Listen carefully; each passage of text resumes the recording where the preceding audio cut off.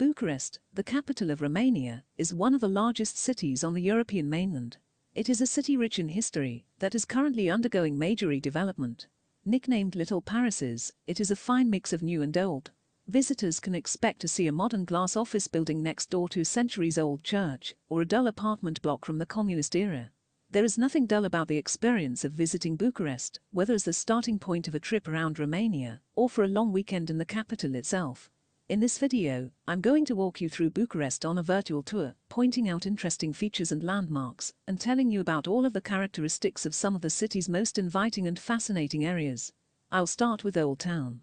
The Old Town, known as Centru Vecii, first gets a mention in history in the middle of the 15th century.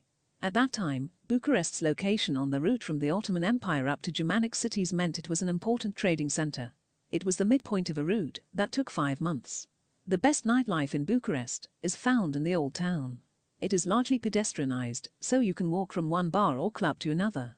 The locals enjoy a drink with places happy to stay open until the last customer leaves. As a result, expect a late night on weekends. Stay in the Old Town and you will just have a short walk home, although do not walk in dark and quiet places at night. Close by is the public gardens, Cismigiu, which were developed in the mid-19th century. It is nice to stay in a green area so close to the heart of the city. The park covers 17 hectares with more than 30,000 trees and plants, many brought from the Romanian mountains. More exotic species were brought from Vienna's botanical gardens. Herastrau was originally a swamp which was drained between the wars. Its park was built in the 1930s. The Village Museum in Herastrau is one of Bucharest's most popular attractions. It is a huge open-air museum with over 270 farms and houses, with every part of Romania represented, and all are completely authentic. It was opened just before World War II. Piata Romana Square in Sector 1 is where several of Bucharest's most important avenues come together, including Dacia Boulevard. Romania's most important university, the Academy of Economic Studies, is located here. It is not a great square for sitting and relaxing despite its fine architecture, because of the volume of traffic that constantly streams by. Unirii is at the point where 4 of Bucharest's sectors meet, 1, 2, 3 and 4. The name means unification, and there is a square bisected by Unirii Boulevard. Bucharest's annual Christmas tree is erected here every December.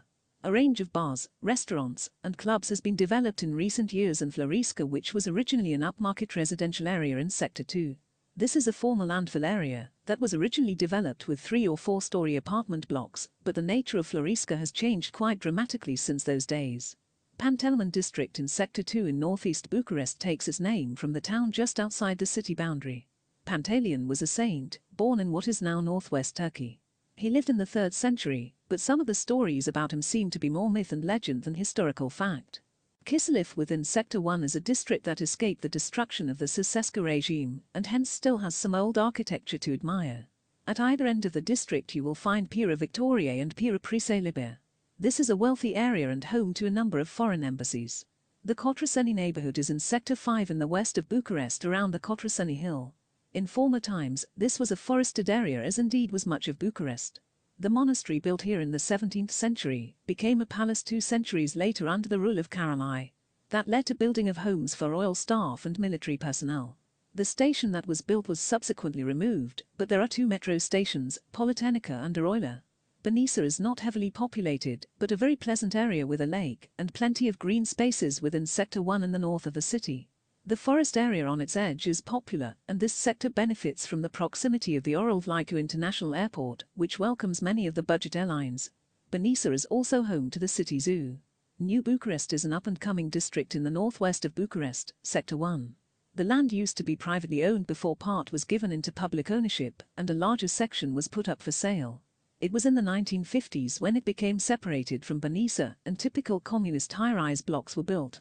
Better housing followed, and even more development has taken place in recent years.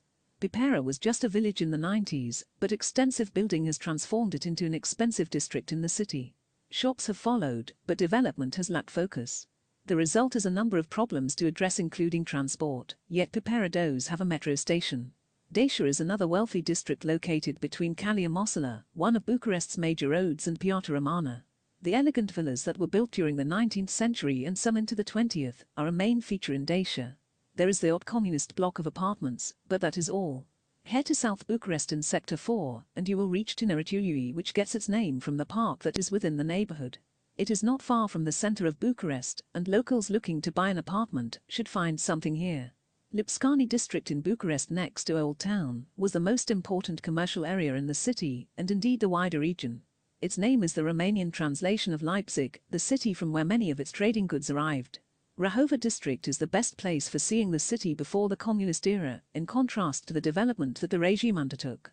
The architecture with its ornate facades remains somewhat shabby in places, but the renovated building once the Bucharest Stock Exchange is worth a visit. Bucharest was not on many travelers' lists of places to see despite some obvious attractions in the capital and the country as a whole.